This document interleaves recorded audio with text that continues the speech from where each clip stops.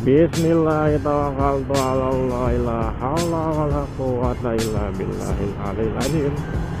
Assalamualaikum teman-teman. Balik lagi dengan Mas Fajar MC pakai E dan I ya teman-teman ya. Apa kabar kalian semua? Semoga dalam keadaan sehat walafiat, dimudahkan segala urusannya dan dilimpahkan segala rezekinya ya. Amin ya rabbal alamin. Oke, di video kali ini sesuai dengan judul video, kali ini gua akan bahas kontennya Bang Iwan Banaran ya teman-teman.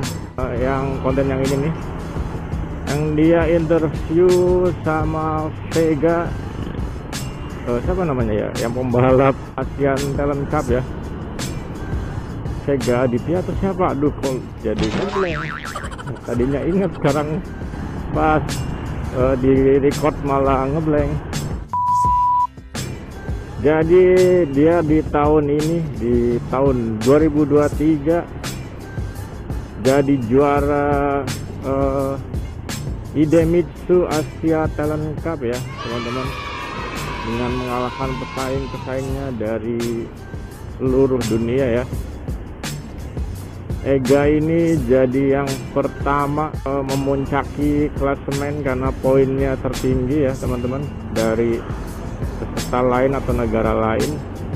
Dan Bang Iwan Banaran berkesempatan menginterview Ega Veda Praditya, ingat juga ini. Dan di video itu Bang Iwan itu menanyakan dari pertanyaan yang serius dan yang ringan-ringan ya tentunya.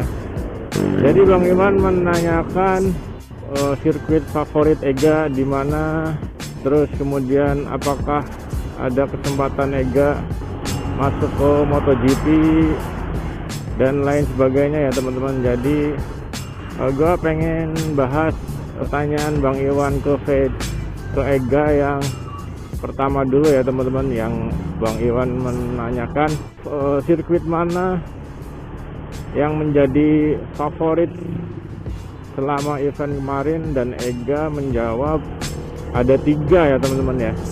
Jadi Ega menjawab yang pertama itu Losail Jepang ya.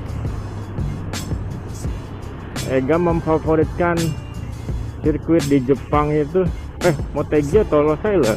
Motegi kalau nggak salah, karena lengkap kata Vega ya. Lengkap di sini maksudnya ada tikungannya, ada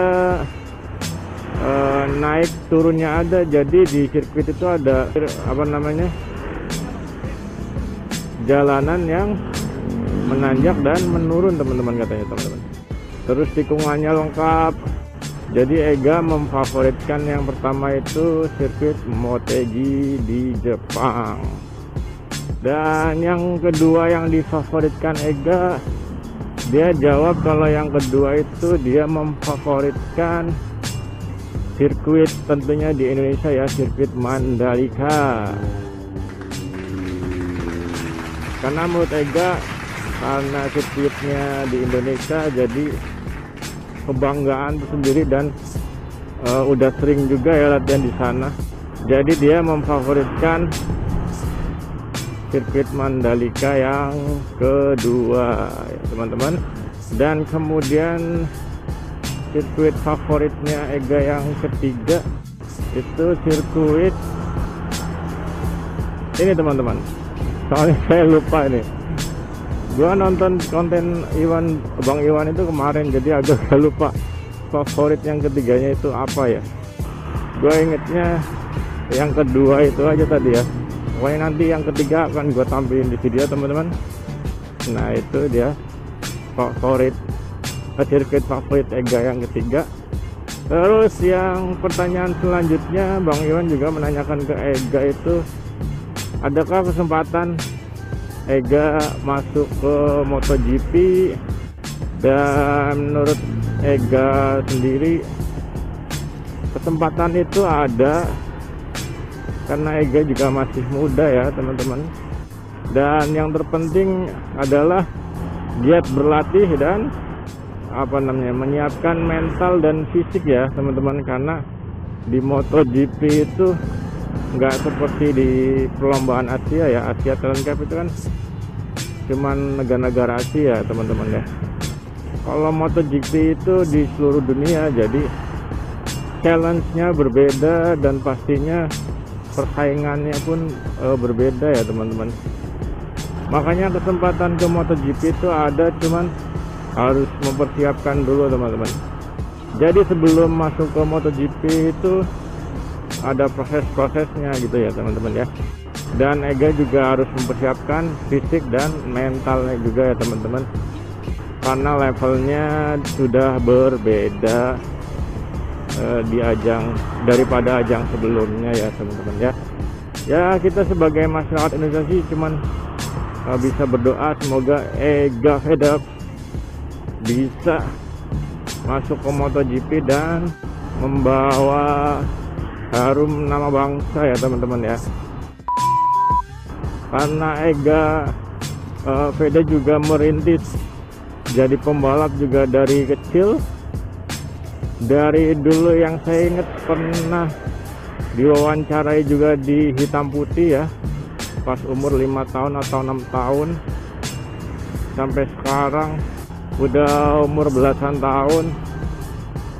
Jadi ya nggak menutup kemungkinan Ega itu bisa menambah prestasi-prestasinya ya teman-teman ya.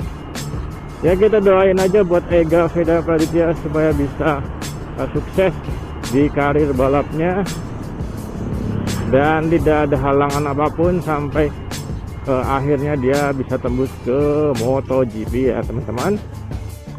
Oke, karena pembahasannya udah selesai, biar durasinya aja juga nggak terlalu panjang, gua akhir aja video ini. Terima kasih yang sudah nonton sampai selesai. Jangan lupa juga tonton juga video gue yang lain. Jangan lupa juga like, comment, dan subscribe.